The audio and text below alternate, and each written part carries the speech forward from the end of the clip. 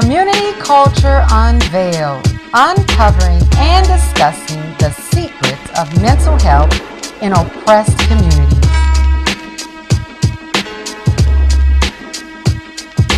Hosted by a girl for all girls. Welcome to Community Culture Unveiled. I am one of the co-hosts, Taquela Muhammad, introducing my fellow co-hosts. We have psychotherapist Teresa Teacher, clinical psychologist Dr. Monique Muhammad, Sister Amelia Muhammad, and back again on the show, we have neuropsychologist Dr. Christopher Howard. And if you did not tune in to the last show, you missed a real treat. The show talked about trauma and what trauma looks like and how it manifests and how to recognize it and handle it effectively. The show beautifully reflected the different types of trauma and how it's passed through our genes through something called epigenetics, which is something I just learned, which is the study of how our behaviors and environment can affect the way our genes work and the impact of trauma throughout history. The show also spoke about chronic stressors and living in environments that lacks resources to survive and how that can have significant impact on causing different forms of trauma to manifest. A few key points that stood out was that many of us are dealing with trauma, but we don't know how to vocalize what we are experiencing. And also, when something impedes in our ability to function, to eat, to sleep, to have relationships, to get along with others, and to develop friends, you have to start looking at root causes. And that came from Sister Teresa. So that show was so powerful. You can find us on all social media platforms, including YouTube, under Community Culture Unveiled. Now, today's episode, we are diving into racial trauma and what it looks like on an individual and community basis. So I'm going to go ahead and turn it over to our beautiful sister, Teresa, as she take you further into the show. Peace.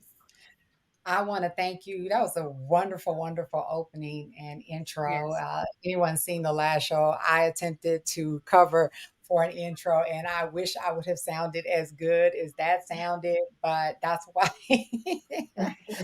have our beautiful Tequila because she can do it like nobody else can. But I do want to jump into this because everything now that I'm hearing, kind of her summation, the reason why I say it was good because it sets us up for today's show, which is racial trauma. Everything that she sort of described, when you really think about it, doesn't it correlate with racial driven trauma? You can sort of trace back some of that to that, right? So what I want to do is, because instead of just totally jumping into discussion, I think it's very important to sort of break down really base definitions that you can find on any Google, anywhere, as long as you know how to apply it in the context of your people, of your culture, and of your life, and also look at it from a broader perspective. So I'm even going to pull from just a general source, nobody of specific culture, race, or gender, which is the U.S. Department of Veteran Affairs, PTSD National Center for PTSD,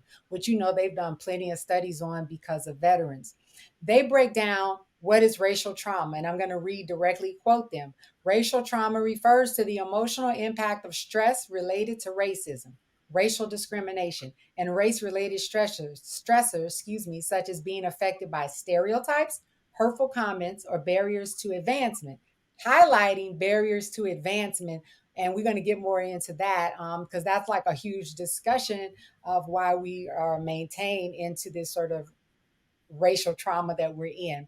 Racial trauma can refer to a specific incident or racial discrimination or the ongoing harmful emotional impact of racial discrimination that builds up over time. People can experience racial trauma from something that happens directly to them or from seeing others mistreated because of their race. Coverage of events caused by racial discrimination in the media can also be upsetting, as we see in the recent current events, which we can totally dive into as well, or you can imagine in your head at this point. And repeated viewing of frequent media accounts can amplify those feelings. If you watch the George Floyd video over and over again, you would have felt sort of new information coming up inside of you, or it should have, built up some sort of emotional response every time you watched it, every time you thought about it, every time somebody brought it up. It was like you were, for me anyway, I was reliving the trauma myself. I even put myself at the scene and what I would have did if I was there. I mean, so this broad definition can really be broken down, and I think today's discussion we'll go into that. What are the impacts of racial trauma? Well, we're talking about community culture unveiled and uncovering the secrets of mental health. So we're going to make this relate. Racial trauma can lead to an increased risk of physical and mental health problems. Emotional difficulties Mhm. such as stress, anxiety, depression, PTSD can impact functioning, as she said earlier, in school, work, and at home. Relationships with others may also be affected. People may worry that others dismiss their concerns about racial trauma. It is normal and understandable to be negatively affected by racial trauma. So today, I just want to be clear. This is a disclaimer. This is not a show about slavery and blacks. This is a show about how racial trauma has had the most impact on different communities because we are a show based on communities and what racial trauma has done and represented in your community. And if so be it, it lands on the history of blacks in America, so be it.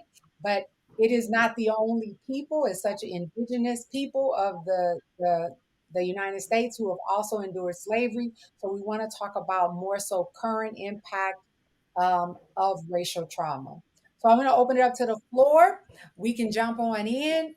When I said some of those things, does anybody have like an emotion attached to any of the points that was made just in the basic definitions? Yeah, I was. I'm glad that you brought up, well, what we call vicarious trauma, right? When you talk about experience of seeing the effect that happens to us, even though I may not have experienced something directly, but I saw it on social media, for example, or I saw it on the news, and I see it repeatedly. That actually does have an impact. That is one of the things this rash of police murders that we've seen of Black people, there's been a lot of attention that has been paid to in the literature how that has vicariously impacted Black people. So, yeah, that was a point I think that's important because sometimes we feel like if it didn't happen to us, why am I reacting to it? Why, there's something not normal about me having this impact. No, there's actually something quite normal. You should be happy that you're having a response because it means that maybe that's your human nature should be kicking in that whether it happens to you or not, this is not right. And if it doesn't, if you don't have an emotional response, you need to ask yourself why. Right. Well, you know And what? I think I also, I'm sorry, no. just Go real ahead. quick, just really quick, and just tying that up, I just wanted to make mention that if you look at the symptoms of trauma and you look at the symptoms of vicarious trauma, they mirror each other, right? And I make that point to say that even though sometimes we think about it as a lesser than form of trauma, that the impact would be less, it's actually it impacts us very much the same. So I just wanted to kind of highlight that in that way. Sorry, Dr. Chris. No, you're fine. You know, I think both you guys raised an interesting point, though, right? Like because I think we're at the stage of life of the social media era where we're inundated with like Black trauma. And it's almost to the point where it's one has become a fetish because every time you're on social media, whether you're on Instagram, you see the random videos, you're on TikTok, you're on Facebook, where like videos just kind of scroll, you see this level of debauchery, right? And it goes back to the point where we should feel something, but it also gets to the point that it has been sensationalized, or and so we don't necessarily feel it as much as, oh, okay, this is just another video of kids fighting or police brutality or just ratchet debauchery, whatever the case may be. So then the question becomes, what is the appropriate response? Like, because we become so accustomed to it that it doesn't no longer bother us, but then we take a step further and now we come to expect it. That's what we do. And that is a problem in of itself. Mhm. I just wanted to add to that, Dr. Howard, that you're correct. It's like we have become desensitized to it, and so with that being said, it's like all that just happens, and so it disallows you to connect with it. because you've become so desensitized and you see it so often that it's like it's almost expected, especially within our communities. We can't connect to it anymore because it's at our fingertips all day every day, like you said, on social media. So we just be like, oh, okay. So it becomes easier for us to go out and act that same type of behavior on and criminalize ourselves because we see it all the time. So it is not about, oh, the police is shooting this person or that person, because we have become so desensitized to it. Right. You raise an interesting point though when we talk about community, right? Because now we kind of Mhm. look at the de-evolution of the community, right? So even if Yeah. mother wasn't on track, father wasn't there, whatever the case may be, there was a point in time where we had a level of community where maybe your neighbors were dentists, doctors, teachers, whatever the case may be. So even if you lack something at home, you could get it like right next door, right across the street, wherever the case may be. But because we don't have that level of community, there's nothing to disabuse what we see, right? We're all privy to be at an age where we know, okay, you know what, there's more to the blackness, the black experience, our community than this, right? Right. But this new generation, they don't have that privilege, right? So one can almost say is like they think that this is all that there is, and this is why it's perpetuated, you know, and that's problematic in of itself. Mm. Mhm. Agreed. What do we think are some of the more problematic, though? I mean, we talk about problems in our community that reflect residuals of racial trauma. I mean, do what are we looking at, though? Um, what are we looking at when we're talking about institutional racism that impacts us in a racially trauma way, um, and how that impacts our community, meaning access to resources. Many people, let me go back. Let me go back because I'm having a lot of thoughts in my head and I'm trying to not be all over the place because it's such a full topic. Um, I'm I'm sort of leaning towards how racial trauma is keeping us oppressed, right?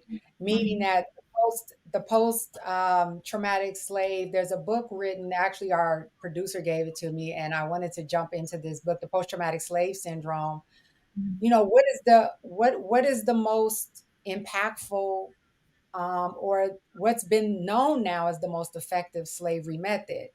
And when it comes to mine, I'm thinking mental, right? And we deal with Mhm. mental health, but the mental enslavement, you got to have a lot of power to enslave individuals from a mental perspective and not keep them in a physical bondage. And what are some of those things that keep us traumatized in the constant trauma of that?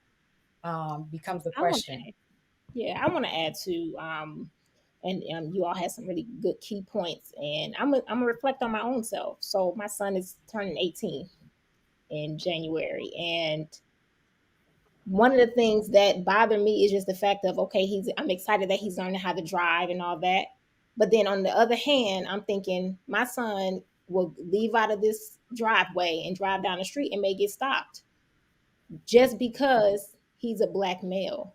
And so that fear is impeding me from even wanting him to drive Yeah. and function. And so it's not just on like an individual basis. I read it's on like a historic, on a systematic basis. So it's everywhere. But that's, for me as a mother, that is pulling me. Mm. Yes, and I would just like to add to that. I was having a conversation with someone, and they were in a setting, and they were talking about how they was just talking about their children in the classroom setting. And one of the teachers said that she was told or overheard another teacher saying that I don't have a problem with little black and brown boys when they're little black and brown boys. It's when they get 9 and 10 years old is when I have the problem, because I no longer see them as children. I then began seeing them as predators. So the mere fact that you do not, we are boys, don't have an opportunity to be just that, to be children, to be able to play, to be able to just be themselves and grow into the young men, the teenagers and young men that they should be able to become. But because of that racism, that implicit bias that's already in the mindset of those people, that our children and our boys are not allowed to be able to just be children. And so that is a problem. And because we don't have the community, because we don't have the villages anymore to help in that area, this is, it's just going to perpetuate itself if we don't do something about it. So let me ask everybody a question though, right? When was the last time you turned on the TV, the internet, social media, whatever the case may be, that you just saw a picture, a positive image of an African American woman? Like, just, I mean, of course, we got the Michelle Obama. Of course, we got Oprah, but that's really like two people, though, right? And I'm sure there's a few others and stuff. But my overall point is that whenever you get onto like social media, TV, whatever the case may be, it's hard pressed to be able to find like a positive image of an African American female, African American male, particularly when considering the amount of debauchery that you see. Why is that important? See, if you want to willfully like destroy a community, what you have to do is dehumanize it. So if every time that you turn on like any social media, whatever, and you see just like debauchery, you, I think everybody knows what I'm talking about, right? You see the Mhm. gangsterism, you see people like can barely form sentences, like you just see the worst of the worst of the worst of the community. What ends up happening is that it's like, well, if they don't value it, why should I value it? Right? Like if there's trash in the street and you see people walking past it, then the next person says, "Well, why should I pick up trash? I'll just litter too." So when you have this level of dehumanization, that just kind of perpetuates the problem, right? Because I don't have to respect you because there's nothing to respect, right? Mhm. So, and I'm not going to turn this to a biology lesson, whatever, but just there's an amazing article in Time Magazine, and there's a couple other published articles. And essentially, what it was saying is that African American, particularly African American men, they excite the part of the brain the most in individuals just with respect to emotion. So essentially, what that means is that when a cop, when a teacher, when authority figure, whatever the case may be, sees an African American man, particularly of stature, it ignites that whole emotional response, right? So when the emotional response is ignited, then you're not thinking rationally, you're not thinking whatever, but it's fight or flight, right? And this is when you start to see the problems with the police and whatever the case. So it's almost like you have these two things working in concert: the dehumanization of African Americans, and then you have this whole neuroanatomical standpoint where people just have a higher susceptibility to being afraid of people of black. So when it comes together, it's easy for somebody to pull a trigger and kill a Trayvon Martin in just a position to a Dylan Roof where they get McDonald's and all this other stuff, right? So yeah.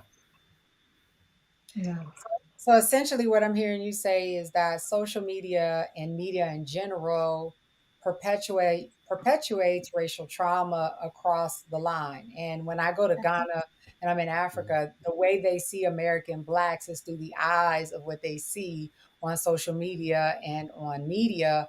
And oftentimes, I'm defending the fact that that's not our full culture and that's not our full people. But when we, as you said, dehumanize us and lessen us to being buffoons, when we're lessoned to be just objects as women, which, as you raised the point, almost what I was thinking is a nation can rise no higher than this woman, but a culture can rise no higher than this woman. So when you degrade Black women, that means that you've taken away the hierarchy of that civilization because she is supposed to be the highest point of civilization, technically. So they stripping us down.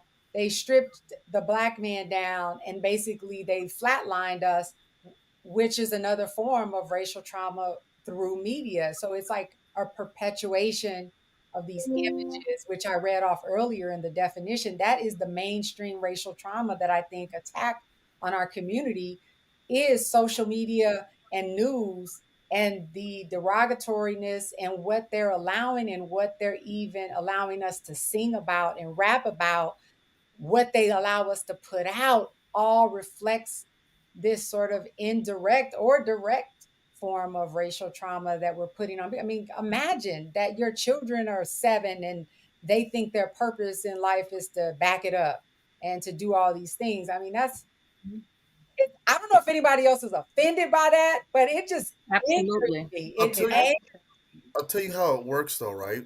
Because if I dehumanize you, and let's say, God forbid, like one of your young nephews or whomever gets hurt or killed, and you're trying to raise awareness, then it's like, well, how do we rally behind you? Because we don't Correct. really value you, right? Yeah, So that's correct. how it works. It's not just, okay, it's this or that, but it's like when we need to move as a collective or we need to find an allyship, people are reticent to join because they don't value you, and they're like, well, because he's not human, he doesn't have the privilege of making mistakes. So why was he wearing Right. that? Or why didn't he do that? Or why was she wearing this or that, or whatever the case may be? So that way you don't get justice, though, right? Because the next step to that is like, if I don't get justice, then I can't depend on the system. I don't depend on the Correct. system, then I'm a renegade, I'm a pariah, I'm all these other things, which further perpetuates the archetype that you're just the savage bad person that always wants to buck the system, right? So one of the things that we have to be mindful of is that we can't just focus in a moment, but we have to see what is the trajectory of the dehumanization of racial Mhm. trauma. Absolutely. and Absolutely. I think another piece of what we're talking about is important to raise, and that is that despite all the dehumanization that is happening, and we know that it's happening, and we know it's very deliberate and intentional that it's Sure. happening in that way, but it there has to be a complacency there as well. And what I mean by that is that without our buying in to the images, the narratives that are abound about us, it cannot penetrate. So there is the internalization of what is put out there, that dehumanization. So not only is it something that's being done to me, I buy into the fact that I am less than. I am Mhm. not human. I am. Let's Mhm. talk So about when that. I do Absolutely. that, that's where that for me, that's where the trauma lies, right? Mhm. Because Yes. you can do all that you want to do. If I don't internalize it, I cannot be injured by it. So the Mhm. injury happens with that internalization. And I think that's a key. Absolutely. Absolutely. And that brings us back to our mental health and how do we internalize these sort of things that we're talking about more so from that perspective. And we're talking about self-esteem. And there's articles on the high need of validation of Black men. There's many articles on the level of validation that Black men need. I was reading and studying on it yesterday. I wish I could pull it up, but for next show, maybe, possibly. But how do we internalize that, Monique, is the biggest question. And how does it break down our self-esteem and our ability back to functioning? When you impede somebody's functioning, you disable them, you disarm them from moving Right. forward in life. And that is the main reason why people come to me for treatment. It's all about we've been given productivity as a remedy for us in certain communities. That is my number one remedy in my practice is productivity, because productivity fights against that in which is coming against me to disarm me. Mhm. As long as you stay with kinetic energy, meaning energy that has life, Mhm. it's harder to bring the stream up when you have the stream coming for you and you're constantly moving and moving and moving. So I just let us not forget, this is serious talk. This is more of the implication or the design to break our functioning down in whatever manner, whether it's dehumanization, this, that, this, whatever means necessary. There is an agenda, because if it Yeah, wasn't an correct. agenda, we wouldn't be in the condition that we're in. Mhm. Mhm. Absolutely. Absolutely. And what ends up happening is when I internalize all of those negative images that are put around me about me, it creates self limiting beliefs, Yep. right? So I don't now have to, they talk about this in Miseducation of the Negro. He talks about how when you put a certain mindset in a person, you no longer have to put chains on their hands or on their feet. They Yes. will chain themselves, so to speak. And we call that in this field a premature cognitive commitment. That ultimately we develop what is called a premature cognitive commitment to our being less than. And just one quick example of what I mean by that. an experiment that was done where that a baby elephant is tethered to a stake in the ground. And the baby elephant, because it's a baby, can't pull, himself away from that stake in the ground. And so it learns that that radius that they have is the only radius that they have, and they begin to limit themselves. But as that elephant grows, it can easily break the rope or pull the stake out the ground, but it won't do that because it's already made a commitment that this is my radius, and I don't go any further than this. And in so many ways, Black people have created, because not just we didn't do it in a vacuum, right? But because of the society that we live in, we have created our own self limiting ways of functioning in this world. Because this is our lane, this is all we have, this is all we're going to get, and that's all we strive for. That's it. Well, let me Mhm. say something to that though, right? So, name a time in history where there's been black prosperity that hasn't been followed by white tyranny. Like any time there's been, like, if you think about, we get free. The next thing you know, you have the vagrancy laws. Then we get the civil rights. In '65, then the assassinate king. For every iteration of success, there's been something that kind of pushes us back. And I think we're going to talk about this like a little bit later, like just with respect to the redlining and stuff, right? And so I sit there and I say to myself, is it the chicken or the egg, right? And I'm not putting anything on anybody else. It's like, okay, well, yeah, there's a level of free will that we have, but then it's like whenever you have the prosperity, when you think about Harlem when it was rolling, Detroit's Black Bottom, you think about Southside Chicago and everything, that it would always reach like a certain level of heights, then there would be something to undermine it, to quell its power, to ameliorate its power and stuff, right? So then the question becomes, it's like, okay, what can we do that's going to perpetuate us to a better quality of life? And not saying that all blacks live in destitution or whatever the case may be, but then also it's like, okay, well, what other systemic things that can we approach? How do we approach it in order for us to have a better life, right? Because when the crack epidemic happened, it came into our communities, right? And we didn't get help. So we had to depend on the church, the funeral homes, whatever the case may be. And we had to have some sort level of resolve in order to figure that out.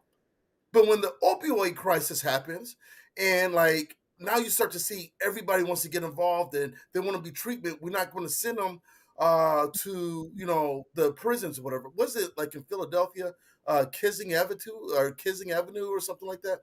Maybe I'm saying it wrong, but it's like a whole bunch of other kids like who are struggling with opioids and dope and stuff, and they get like resources or whatever the case may be. So can I righteously like chastise somebody and say, "Hey, you're doing drugs, you're doing whatever, you're not doing what you're supposed to do," knowing that there's something systemically in place that's going to undermine them, or do I don't know. So I mean, that's just something I was thinking about. Beautiful, I mean, I beautiful. love the point about how throughout history there have been a myriad of various examples of how when Black people, we finally began to gain some traction and gain some, a power and so forth in this country, how white people have tore us down, literally bombed our cities, killed people. And so, they've always operated from this no sum game where that if you gain power, that means I'm losing power. And so whenever I see you gain a little bit, I've got to fight you to get it back. And that's been unfortunate. And it's something that I feel like white people are beginning to wake up to now. But we've got to understand that that's the game that's being played here. That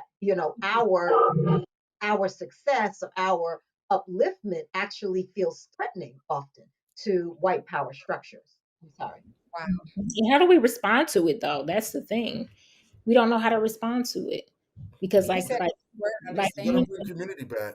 We got to bring community back. Like that's the only way that it works. And like whenever you try to build something, like in the community, people are like, well, I don't eat at black establishments because it's bad and da da da da da da.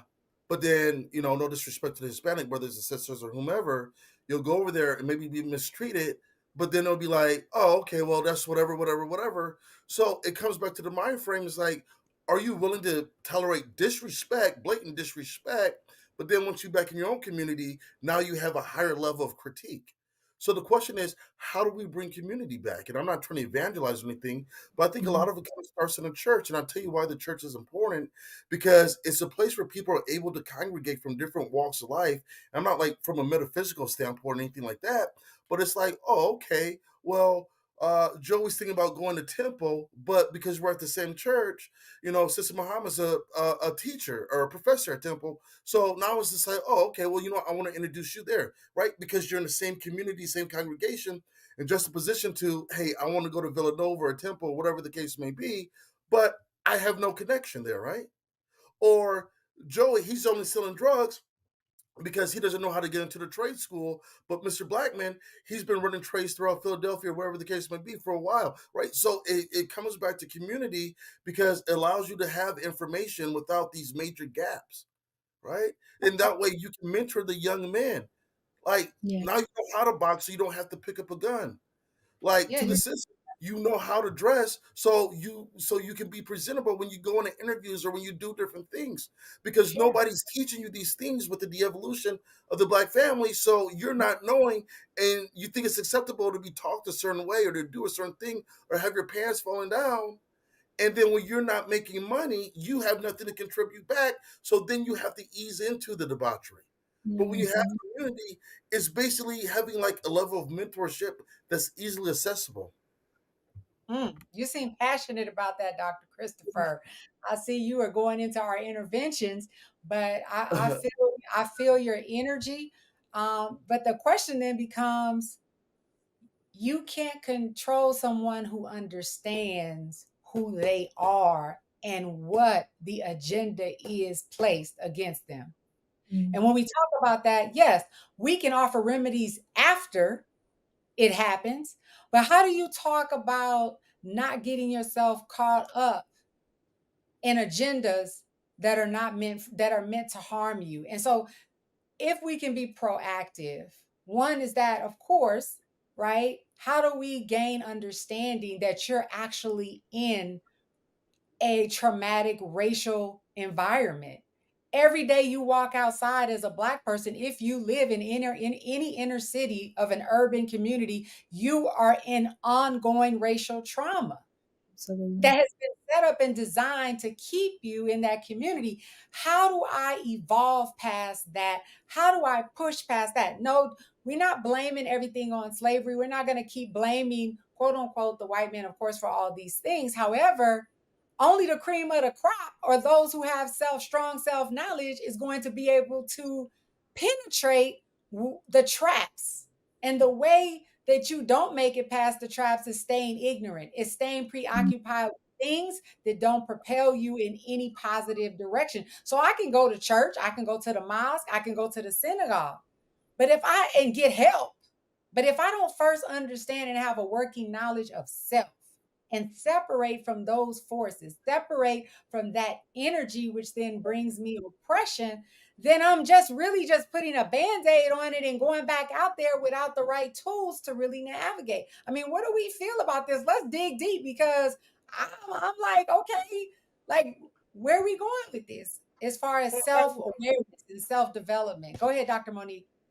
And yet, listening to what you said, and yet it's still true that no man can rise above the condition of his people, right? And so, yeah, there might be one or two of us that kind of get the game and understand how to navigate, but that doesn't do anything for us collectively. So going Right. back to what Dr. Chris is saying is so crucial, that we have to function in unity with Mm. one another. We cannot, what there are numerous ones of us who have kind of made it through the cracks, who have attained levels of Success. status, Mhm. financial success, and so forth, but that's done nothing for us as a people. And it Right. cannot do anything for us, not becoming president of the United States, not becoming the richest black person. None of that can do anything for us as a people. It has to be us functioning as a unified. So going back to what Dr. Chris was saying, that collective a community is so crucial to what we need to do to find liberation, upliftment, and so forth, that we're seeking. It is in that community. Yeah, I mean, think about the civil rights movement, though. Like think about it, though, right? it was a group of people who maybe had a high school education, like when you think about the Deep South, Lowndes County, different places like that. But the goal was liberation, not for themselves, but for the children's children, right? And when they got together with Dr. King being almost a messiah figure, they changed legislation, you know, and that's what happens when you have a level of community that even if you're saying, I'm not going to march with the protesters, but at the same time, I'm not going to discredit them, that's community. Like, and I Mm, get like there's a level like community is not monolithic, and I know that's an oxymoron, but what I'm getting at is that because everybody's invested like in the same goal, what ends up happening is that it creates a force to change, right? And so to your question, when you say, well, how do you do that? You can go to mosque, you go to church, you go to temple. What you have to do is one, it starts early. This is yeah, what you're doing. This is the goal for your life. See, yeah, the thing about having a goal is that it gives you direction on which to go. Because if you don't know where you're going, you can't get far. And then it's easy to get distracted by things that don't matter. Right. And we're living in a dangerous era because we're living in the misinformation era. You right. get on social media or whatever the case may be, and you just get inundated with information that's not correct. But all of his design is just to dissuade you from doing what you're supposed to do. And it's easy Absolutely. because you don't know. So Absolutely. it's about saying, what is your purpose in life? And I'm not trying to be existential or I'm not trying to have like this pie in the sky idea, but it's one of those things where you have to intimately get to know somebody because that's what mentorship's about and say, what do you want out of this life? Right? Right. What does your 10 years look like? You're 18. What does 28 look like for you? And if you can't think about 28, that's a problem. You don't have to go to college. You don't have to, but you have to figure something out about your life because if you don't, you develop a level of passive suicide because you start taking unnecessary risks because you don't see or you don't have an expectation of things to come, right? Absolutely. I'm all about So that. deep. So deep. Absolutely all about that. But who are those people who, and I'm just really antagonizing, right? Because I feel like if I antagonize, we'll get to some really key points, which is one, who are identifying those people who are going to be the mentor and what skills do they need to have? Whether it's good mental health, good knowledge of self, good cohesion, love for self. When you think about what the individual that has to be a mentor must have, we can think about solutions in that, about just arming yourself as an individual to be that leader. But how many people want to be a mentor in their community? I guess becomes the question. How many people want to gain knowledge of self? How many people want to understand what community looks like? How many people want to arm your community with strength and power?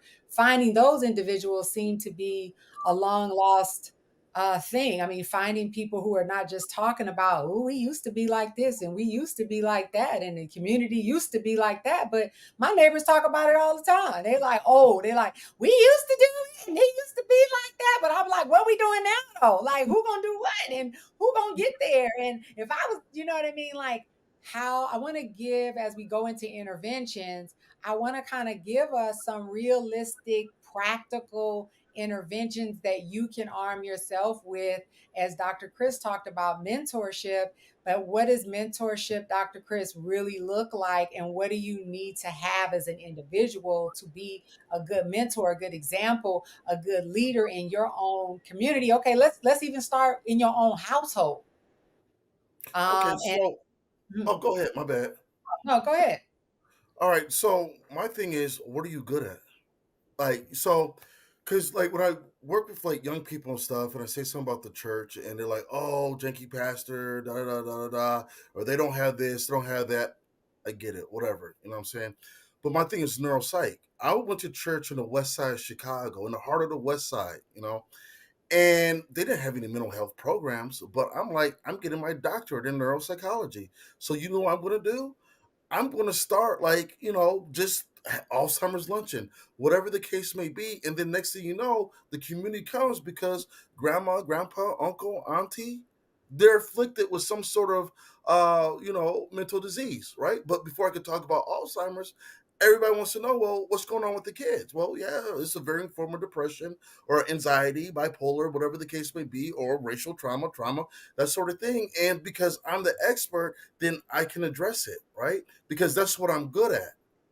You know what I mean? And then I start bringing other friends and other people along who, okay, well, you know what? You're not neuro, but you're a social worker. So now we're going to start plugging people in with resources, but we're going to keep it in house so that way there's not a paper trail. Just in a sense, like not anybody's like trying to do anything different or bad or break the law or whatever, but it's about getting to a space where you can understand what's going on, right?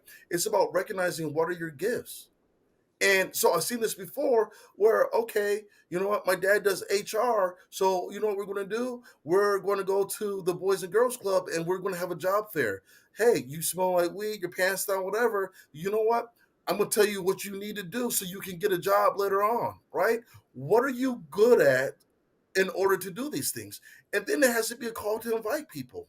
If you got a network of people and you see a young man or a young woman who's not doing what they're supposed to do, but you know they got to, hey yo, I got somebody. Let's da da da da da. And it's not going to be easy. Like I think thinking that's going to be easy is somewhat Mhm. disingenuous. But it's the willingness to put in the work to say, I want this better community. And I can't fault somebody that's older because they did what they were supposed to do. What they did in the 60s and the 70s isn't going to work now per se. But what can we do? We got a podcast or you got people, whatever. How do we like take what our skills, our gifts, and help those who are least in need? Yeah. And I think we need a more hands-on approach as well, as to what you said, Dr. Christopher, because it's it's many people that have those talents and gifts, but they don't want to help. We don't want to help one another. We don't know how to help one another. So we're holding on to these gifts and talents while the youth are acting up, but there's nobody here. Like Sister Teresa said, they like, oh, I used to do this when I was younger, but the boys need you now. We got all these boys walking around the community and you're mad that their pants are sagging and they're going to do this, but who's really taking the time and effort to say, hey, I want to teach them, I want to train them? Or what can we do? We're so afraid. How do we get out that fear mentality so that we can help one another? How do we get out of it?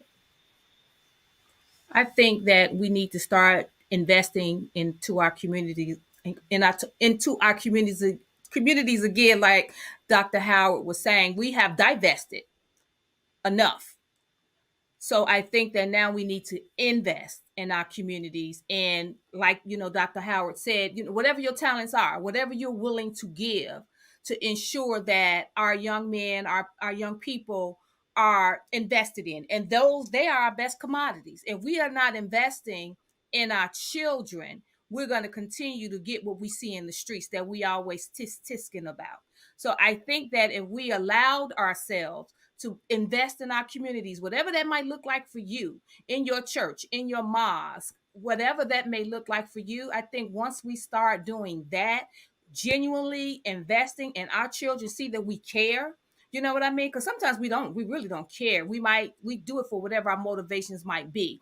But these children, they can tell. They can tell if you really, really, really care about them.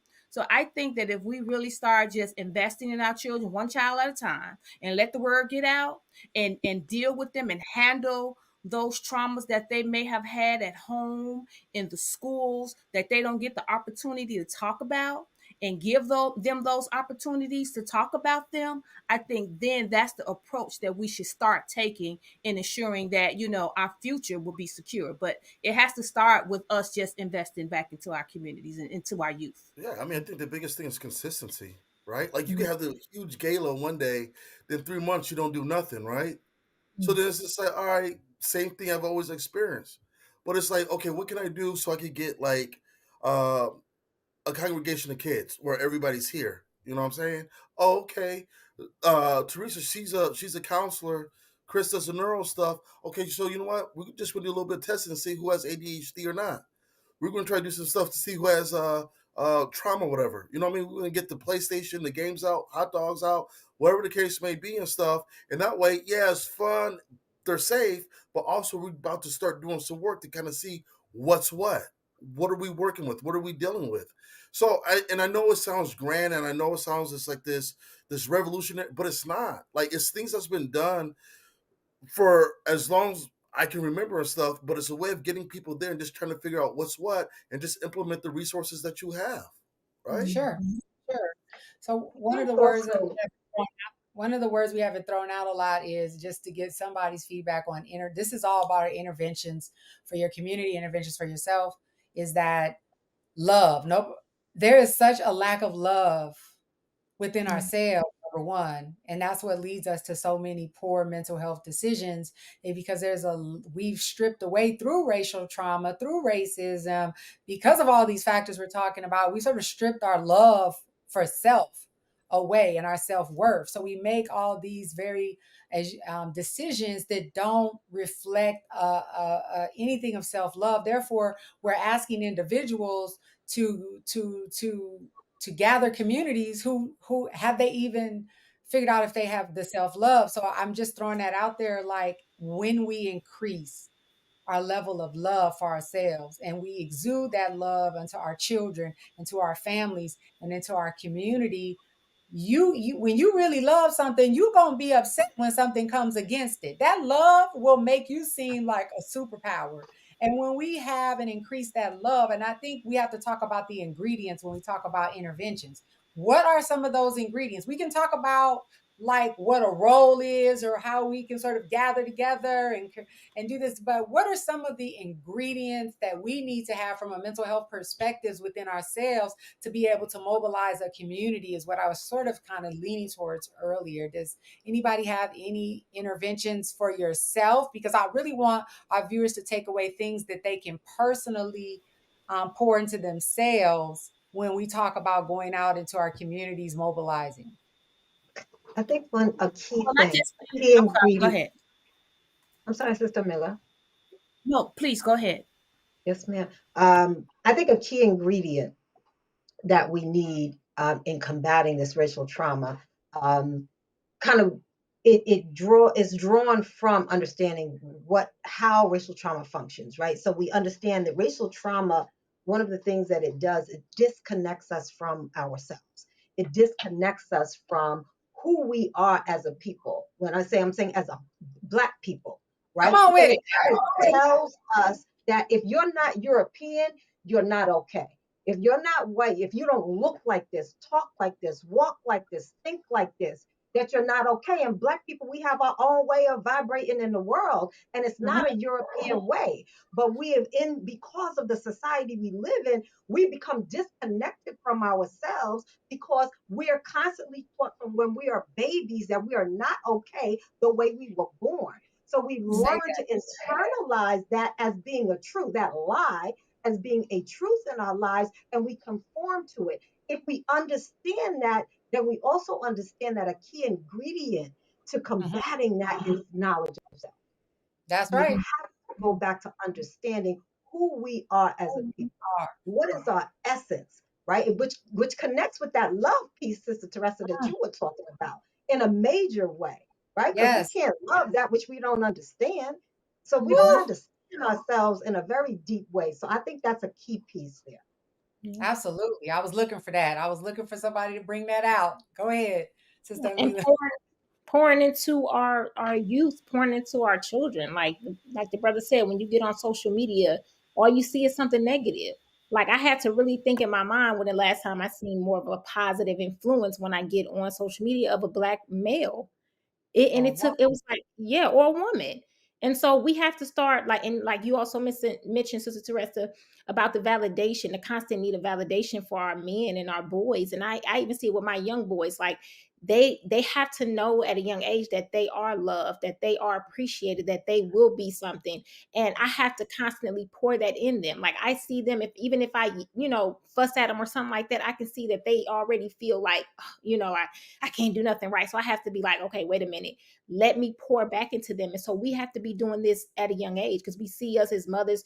If you're a single mother, you frustrated, you going through Yeah. certain things. And so you're just going off out of frustration, but we don't know the effect that it's having on our boys and children. And then now they're going into the world and they're really just looking for some peace. Whether it's I need to smoke some weed or I need to do this. I need a form of peace to make me feel better about myself. I don't have to deal with the constant bombardment of drama and chaos. They don't want to deal with that. So we have to heal ourselves on one stance, and then we also have to pour love into our boys, our men, and in our own selves. So Sister Absolutely. Gila.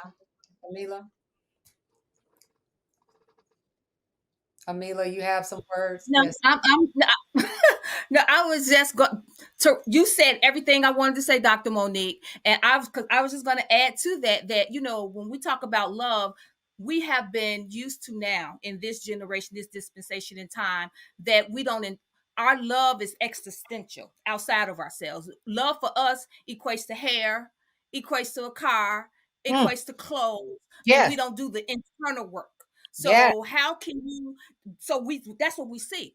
Our young girls replicate that because to them that's what love is. As Mhm. you have your lace front, if you got your nails, if you got your BBL, for them that's what love is, because that's what men are telling us that's what love is. That's what it's supposed to look like. So if we do that work on the inside, and Right. then it will eventually manifest on the outside, where we don't need the hair, where we don't need the saggy pants, where we don't need the Jordans, where we don't need any of those things to validate who we are, because we've done the work on the inside that will Right. reflect who we are. And so all of those things won't even matter. So I Right. think that when we talk about love and doing the work, it has to be internal, and so that it can be manifested externally.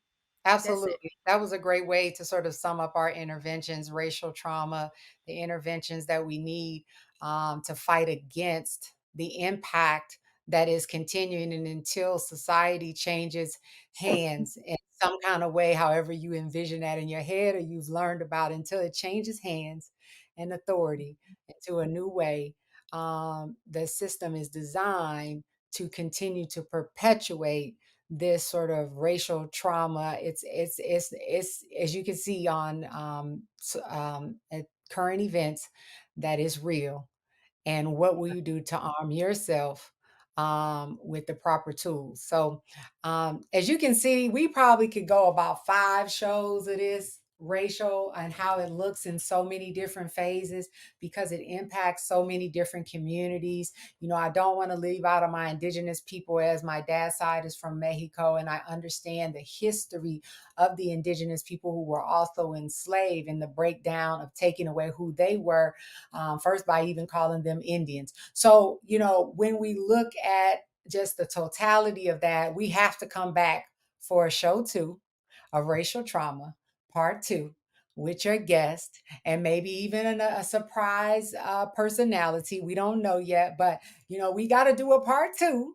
So I want you to stay tuned, because we're just going to take a brief break, because we're going to answer some questions that were sent in for the show. I'm just kind of going to take a little bit more time to answer the questions, and then we're going to go ahead and close out. So stay tuned. We'll be right back.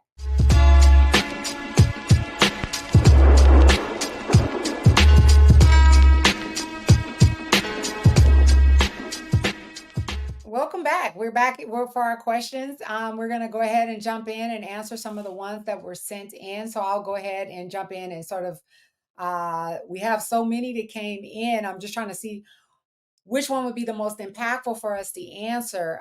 One of the ones that were brought up was, um, hmm, let's go ahead and jump into this one, since we just finished talking about love. How do we improve motivation when you feel constantly oppressed?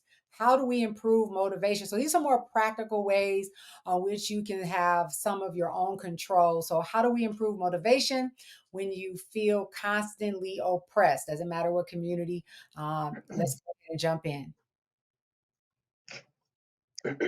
What comes to mind immediately for me is the fact that a lot of studies show that racial socialization is is supportive, it's protective, and so often our motivation is decreased in the face of racial trauma because we're not adequately guarded against it.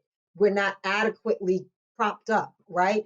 To be able to confront or combat it when we are when we're facing it. And so the penetration of it causes us to feel despair, apathy, depressed, I can't do anything about it. So I don't feel a sense of motivation.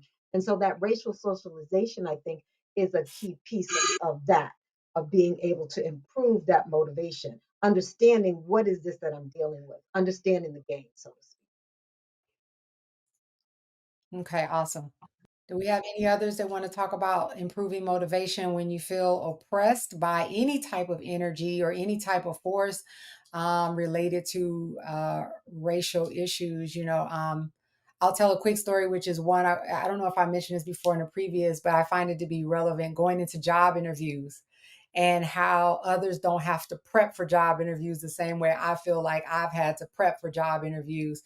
Going, being, being a professional at whatever level I'm at and going into like say hospitals and meeting with a panel of other doctors and other professionals and nobody looks like me on the panel and it's like 10 people before I even go in there, even though it doesn't affect me anymore like that, I have to think about what I'm gonna wear, what I'm gonna say. Oh, wait, let me wait and put my braids in later after my interview. I know how many people say I'm gonna wait and put my braids. Well, I'm just gonna get some braids, but girl, I got this interview on Friday, so I'm gonna wait to put them braids in. Oh, okay, yeah, girl, wait to put them braids in. And just like what purse I take, what jewelry I wear, how I speak, how I respond.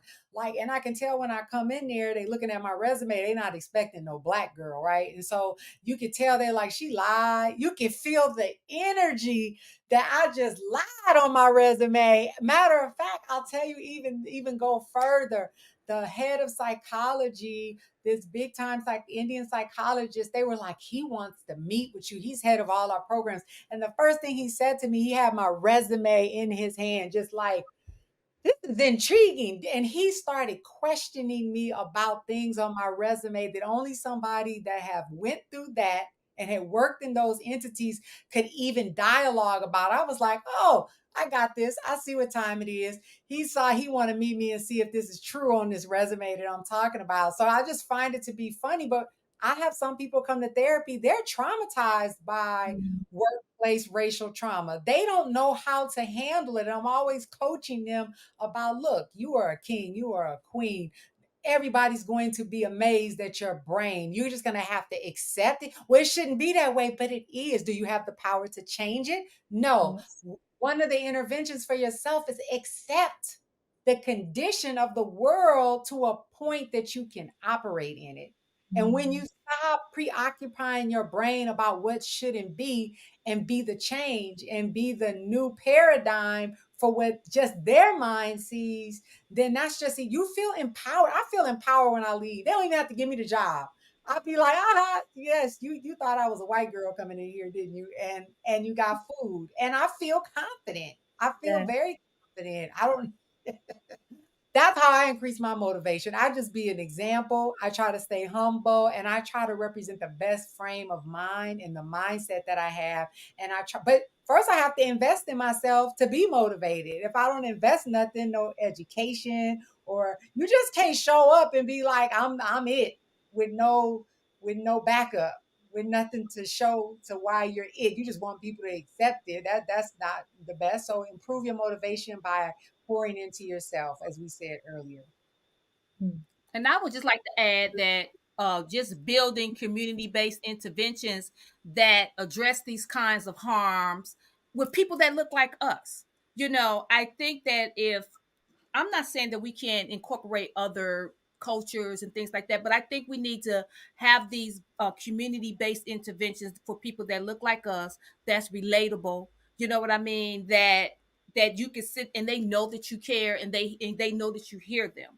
So I think that if we had more community based interventions that will address these traumas, that will address that oppression that our people feel, then I think that could be the start of people of loving themselves, loving ourselves. If we start just there, if we start with just community based interventions and letting our people know, "Huh, I got you.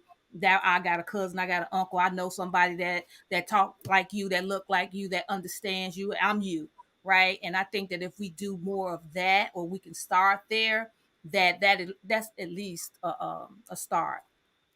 Okay.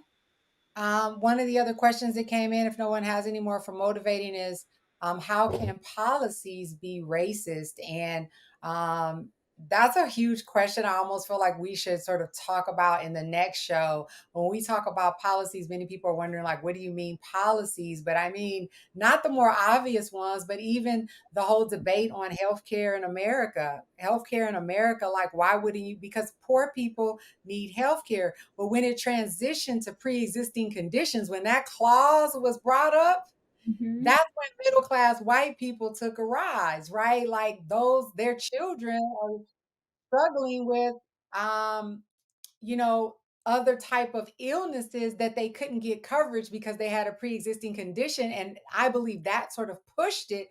But imagine if it didn't have that clause in there, poor people who look like us, may be still sitting around with no health care, which is racial trauma of imagine not going to the doctor because you can't afford it or because your Mhm. mind doesn't value yourself enough to need it or to desire it. Mm, mm, mm, mm. Anybody else on policies? Well, I think just just a simple word to that point. How do you know when policies are racist? Um, that whenever the outcome produces racially disparate numbers, you're looking at racist policy, right? Yep. If you look at the end result and you see that it's a list of negative things and black people are at the top of it, or a list of positive things and black people are at the bottom of it, which is often the case, you're looking at you're looking at rather a racist policy because of what Right. it's producing. We saw that with the um, um, crime bill, right? And the disparate outcomes that that created for many of us. So Yeah, absolutely. yeah. So I think it's interesting with policies though, because sometimes they're a little bit more ostensible, or in other words, like you just kind of see them blatantly. Like Cabrini Greens, there was like a project in Chicago on the north side, over there right by the Gold Coast, right? So the city stopped picking up trash. So as a result, trash started to pile, and then you would get the rats, the roaches, and so people would just say, and it goes back to dehumanization. Oh, black people can't take care of their neighborhood. No, the city of Mhm. Chicago didn't pick up the trash, right? Racist policies.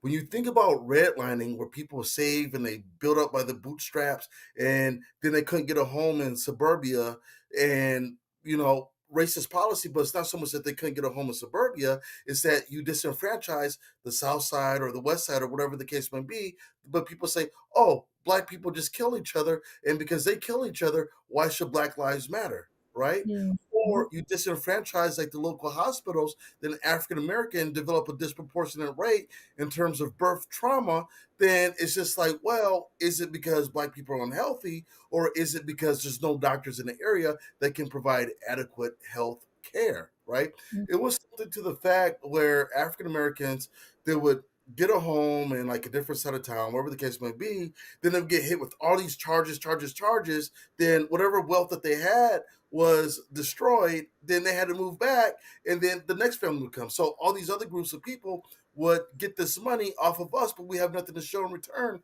Or you think about, I think it was like 1965. I'm tired, so I forget the bill. But what it was that it gave other individuals opportunities to create businesses, get loans from the banks. We weren't able to do so, so we had to go through different groups of people in order to get our needs. And so what ends up happening is that that lowers their level of wealth. That's how racial policies work. Is that sometimes it's a little bit more blatantly obvious, and sometimes it's a little bit more surreptitious, but the common denominator is always the same, is that whatever wealth that we have is always undermined when we can't do different things. Yeah, like, Yeah, I get you. I mean, it's not just policy, it's also adopted practices that are Mhm. not technically a policy, but companies adopting acceptable practices and nobody says anything, like companies putting unhealthy food in poor communities. They don't, when I went today to the hood to buy me some veggie sausages, but I wanted a certain brand, they didn't. They had morning. They had one little brand they had. But if I go on the north side or north south loop, Chicago, I got about 20 different brands. So because we don't say buy, they don't put those things or healthier versions of stuff. So that's kind of common practices that are acceptable. So And we do nothing. You know what we do? We drive 45 minutes to the better store and get better food. But we can discuss one of the biggest racial policies was the Constitution of the United States. Okay, okay. Well, girl, So that's a that whole was one of the that's a whole biggest racial policies enacted on the black man and woman in the hells of North America. So we could talk about all the hospital policies and redlining, but one of the biggest racial policies that we know up to date is the United States Constitution. mhm. But and we'll have to talk about all that right now. whole show. So as we That's a move whole into, show. someone asked, what is institutional racism? Policies, practice, procedures, and culture of an institution or system that work better for white people and cause harm to people of color, often advertently or unintentionally.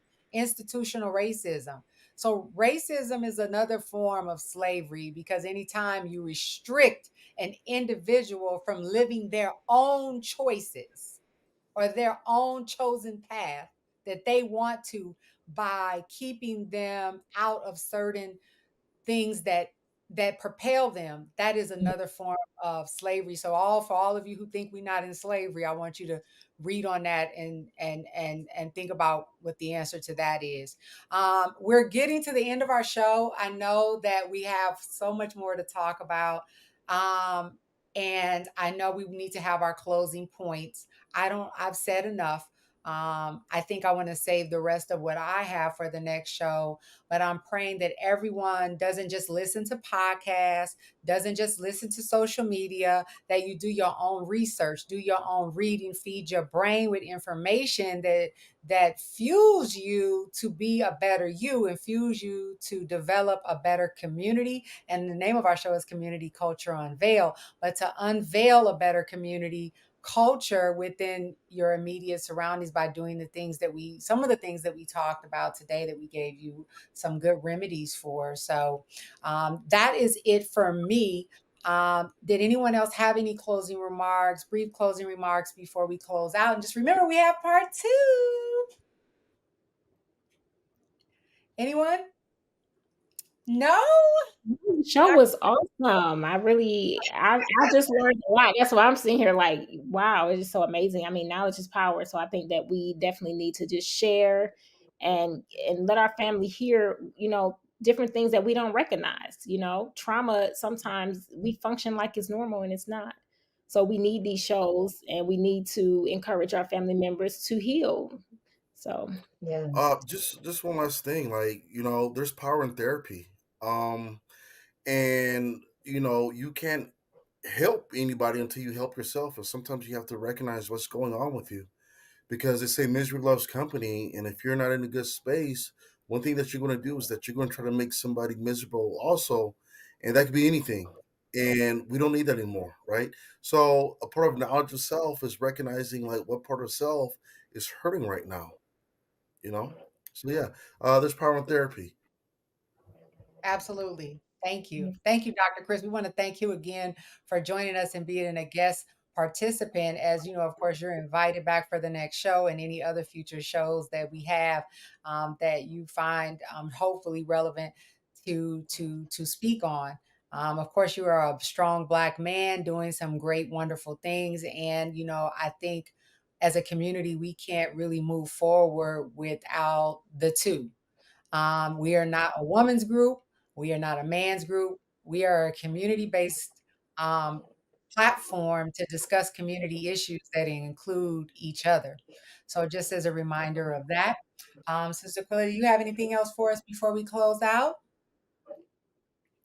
no, I mean, the audience, you all, if you have comments, questions, concerns, anything, just make sure you let us know, put them in the chat. Wonderful discussion this evening. Absolutely. So go ahead and subscribe to our channel, to Community Culture Unveiled. Put your experience and comments in there. And I want to thank everybody for their participation tonight. I love you all. And I can't wait till we do part 2 of racial trauma. Have a good one. Take care. Brothers, anybody, family members, if you know anyone that needs this show and it's necessary, tell them to tune in.